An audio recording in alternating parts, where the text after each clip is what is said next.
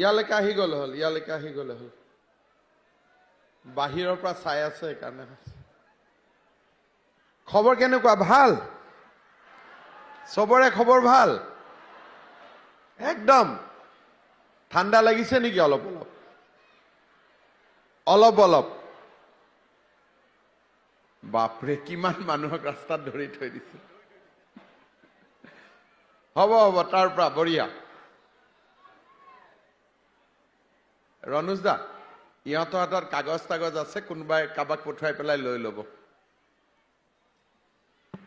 আজিৰ সভাত আমাৰ মাজত উপস্থিত অসম চৰকাৰৰ সন্মানীয় শিক্ষামন্ত্ৰী ডক্টৰ ৰণুজ পেগু ডাঙৰীয়া, ধেমাজি জিলাৰ অভিভাৱক মন্ত্ৰী সঞ্জয় কিষাণ ডাঙৰীয়া, লখিমপুৰ লোকসভা সমষ্টিৰ সাংসদ প্ৰদান বৰুৱা ডাঙৰীয়া, কাৰ্বি আলং স্বায়ত্তশাসিত পৰিষদৰ মুখ্য কাৰ্যবাহী সদস্য,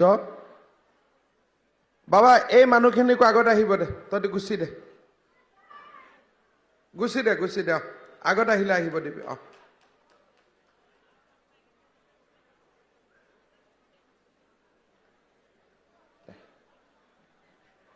তুলিৰাম ৰংহাং ডাঙৰীয়া, মিচিং স্বায়ত্তশাসিত পৰিষদৰ CM পৰমানন্দ চায়েঙীয়া ডাঙৰীয়া, সোণোৱাল কছাৰী স্বায়ত্তশাসিত পৰিষদৰ CM টংকেশ্বৰ সোণোৱাল ডাঙৰীয়া, দেউৰী অট'নমাছ কাউন্সিলৰ CM ভৈৰৱ দেউৰী ডাঙৰীয়া, ধেমাজি ডেভেলপমেণ্ট অথৰিটিৰ চেয়াৰমেন শ্ৰী তুলন কোঁৱৰ ডাঙৰীয়া, লক্ষীধৰ খেনচোৱা ডাঙৰীয়া, জিলা আয়ুক্ত ডাঙৰীয়া, উপস্থিত ৰাইজ, আই মাতৃ আৰু যুৱক যুৱতী বন্ধু বান্ধৱীসকল, আজিৰ পৰা আমি অসমত মিছন বসুন্ধৰাৰ দ্বিতীয় এই মিছনৰ অধীনত যিসকলে মাটিৰ পট্টা পাবলৈ সক্ষম হৈছে তেনে 2 লাখ ব্যক্তিক মাটিৰ পট্টা দিয়াৰ কাম আৰম্ভ কৰিম।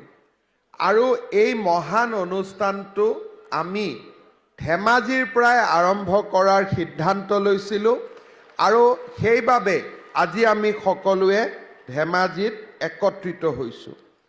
প্ৰথমবাৰৰ বাবে আমাৰ চৰকাৰে এই ভূমিৰ পট্টা ডিজিটেলভাৱে প্ৰদান কৰিব। আমি এখন আপোনালোকক ডিজিটেল পট্টা দিম, কিন্তু ভৱিষ্যতে এই পট্টা যদি হেৰাই যায়, আপোনালোকে পট্টা যাতে অফিচত নোযোৱাকৈ পাব পাৰে তাৰ বাবে আমি ডিজি লকাৰ বুলি এটা ব্যৱস্থা কৰিছোঁ। জনা মানুহক দেখুৱালে যে মোৰ পট্টাখন হেৰাই গ'ল বুলি ক'লে তেওঁলোকে কম্পিউটাৰৰ পৰা লগে লগে আকৌ এবাৰ নমাই দিব পাৰিব। এনে সুন্দৰ ব্যৱস্থা আজি আমি ইয়াতে কৰাৰ বাবে আৰম্ভ কৰিছোঁ। ধেমাজি মিছন বসুন্ধৰা 2ত আটাইতকৈ উপকৃত হোৱা জিলাখন হৈছে ধেমাজি জিলা। 38,000, এজন নহয়, দুজন নহয়, তিনিজন নহয়, 38,000 পৰিয়াল এই ধেমাজি জিলাত মাটিৰ ম্যাদী পট্টা পাবলৈ সক্ষম হ'ব। আৰু ধেমাজি বিধানসভা সমষ্টিত ইয়াৰ সংখ্যা হৈছে 12,510টা পৰিয়াল। মই ৰাতিপুৱা যেতিয়া প্লেনত আহিছিলোঁ তেতিয়া মই হিচাপ কৰিছিলোঁ যে 12,000 পৰিয়ালক যদি আমি মাটিৰ পট্টা আজি দিওঁ, তাৰমানে আপোনালোকে চিন্তা কৰক যে ধেমাজি সমষ্টিৰ 30% ব্যক্তিয়ে আজিলৈকে মাটিৰ পট্টা হাতত পোৱাই নাছিল, মাত্ৰ মাটিৰ দখলত আছিল, কিন্তু মাটিৰ পট্টা তেওঁলোকৰ হাতত নাছিলে। মাটিৰ পট্টা পোৱাৰ ফলত কি লাভ হ'ব? এতিয়াৰ পৰা আমি বেংকত লেনদেন কৰিব পাৰিম। চৰকাৰী মাটি একচনীয়া মাটিতকৈ ম্যাদী পট্টাৰ মাটিৰ ভূমিৰ মূল্য 4 গুণ 5 গুণ বেছি হ'ব। কোনোবা কাৰণত, বিশেষ কাৰণত চৰকাৰে মাটি অধিগ্ৰহণ কৰিলে আমি যথোচিত মূল্য পাব পাৰিম আৰু ভৱিষ্যতৰ মোৰ প্ৰজন্মটো এটা সুৰক্ষিত অনুভৱ কৰিব যে আমি চৰকাৰী মাটিত বাস কৰা নাই, আমি নিজৰ মাটিত বাস কৰিছোঁ। আৰু নিজৰ মাটিত বাস কৰাৰ ফলত আপোনালোকে মাটিৰ কাগজ পোৱাৰ পিছত যিসকল ব্যক্তিয়ে এতিয়াও খেতিয়ক হৈও প্ৰধানমন্ত্ৰী কৃষক সন্মান নিধিৰ টকা পাব পৰা নাই, তেওঁলোকে প্ৰধানমন্ত্ৰী কৃষক সন্মান নিধিটো এতিয়াৰ পৰা নিজৰ মাটিৰ কাগজ দেখুৱাই আবেদন কৰাৰ বাবে তেওঁলোক এটা যোগ্যতা আহৰণ কৰিব।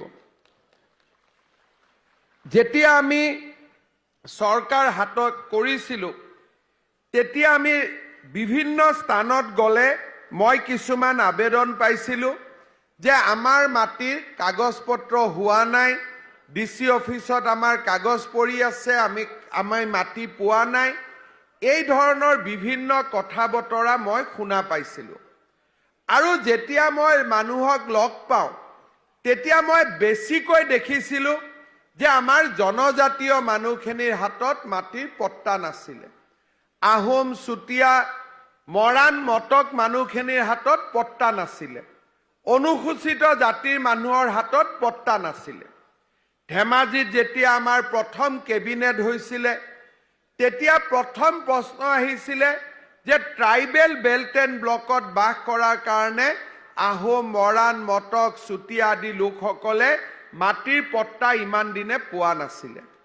ধেমাজিৰ কেবিনেটত প্ৰথম আমি ঐতিহাসিক এটা সংকল্প লৈছিলোঁ যে ট্ৰাইবেল বেল্ট হ'লেও জনজাতীয় লোকসকলক আমি সুৰক্ষা দিম, লগত মৰাণ, মটক, আহোম, চুতীয়া, কোচ ৰাজবংশীসকলেও মাটিৰ পট্টা পোৱাৰ বাবে তেওঁলোকেও যোগ্য বুলি বিবেচনা হ'ব। শদিয়া, লখিমপুৰ, ধেমাজি জিলাত ইয়াৰ পৰা বহুত অসমৰ খিলঞ্জীয়া লোক উপকৃত হ'ল। আৰু জনজাতীয় লোকসকলৰ হাততো মাটিৰ পট্টা নাছিল। আমি ভূমি আইন সংশোধন কৰিলোঁ। জনজাতীয় লোকসকলক 60 বিঘা পৰ্যন্ত মাটি আমি ল'বৰ বাবে অনুমোদন জনালোঁ। আৰু তাৰ ফলত আজি ধেমাজি জিলাত আমি 38,000 ৰাইজক পট্টা দিব পাৰিছোঁ। মিছন বসুন্ধৰা 2 ইয়াতো বহুত ব্যক্তিয়ে মাটিৰ পট্টা এতিয়াও পাব বাকী আছে, কাৰণ চৰকাৰী নিয়ম নীতিৰ কাৰণে আমি মিছন বসুন্ধৰা 2ত আবেদন অনুসাৰে আমি মাটিৰ পট্টা দিব পৰা নাছিলোঁ। ধেমাজিত 7,000 লোকেহে মাটিৰ পট্টা পাইছিলে। ধেমাজি টাউনৰ কাষৰ 5,000 মানুহে আইন অনুসৰি মাটিৰ পট্টা পোৱাৰ বাবে বিবেচিত হোৱা নাছিল, কাৰণ তেওঁলোকে টাউনৰ মাটি বুলি মাটিখিনি ধৰি লোৱা কাৰণে মাটিৰ পৰিমাণ তেওঁলোকে যথেষ্ট কম পালেহেঁতেন আৰু সেইকাৰণে আবেদনবোৰ নিষ্পত্তি নোহোৱাকৈ পৰি আছিল। ৰণোজ পেগু ডাঙৰীয়াই মোক অনুৰোধ কৰিছিল যে ধেমাজিৰ বাবে টাউনৰ পৰিসীমা মাত্ৰ 1 কিলোমিটাৰলৈকে কমাই দিব লাগে, যাতে বাকী মানুহখিনিয়ে মাটিৰ অধিকাৰ পাব পাৰে। তাৰ ফলত ধেমাজি চহৰৰ চৌকাষৰ মানুহবিলাকো পৰিয়ালবিলাকো আজি এই মিছন বসুন্ধৰাৰ হিতাধিকাৰী হ'ব পাৰিলে। প্ৰায় 5,000 পৰিয়াল ইয়াত উপকৃত হ'ল। মিছন বসুন্ধৰা 3 এতিয়া আমি আৰম্ভ কৰিব খুজিছোঁ।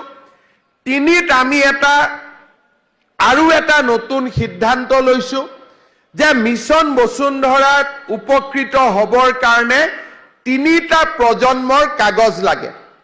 এইবাৰ আমি সিদ্ধান্ত লৈছোঁ যে আমাৰ চাহ জনজাতি, আদিবাসী জনজাতি, অনুসূচিত জাতি আৰু OBC পৰিয়ালসকলক আৰু গোৰ্খা পৰিয়ালসকলক আমি 3টা প্ৰজন্মৰ কাগজ নিবিচাৰোঁ, তেওঁলোকক আমি পোনে পোনে মাটি নিষ্পত্তি দিয়াৰ আমি ব্যৱস্থা ল'ম।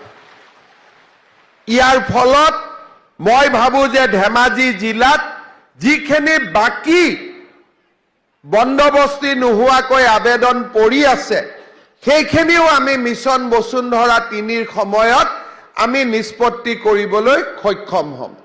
আমাৰ ধেমাজি জিলাত কেইবাখনো নন কেডেষ্ট্ৰিয়েল ভিলেজ আছে, তাৰমানে যাৰ কেতিয়াও ভূমি লেখ হোৱা নাছিলে।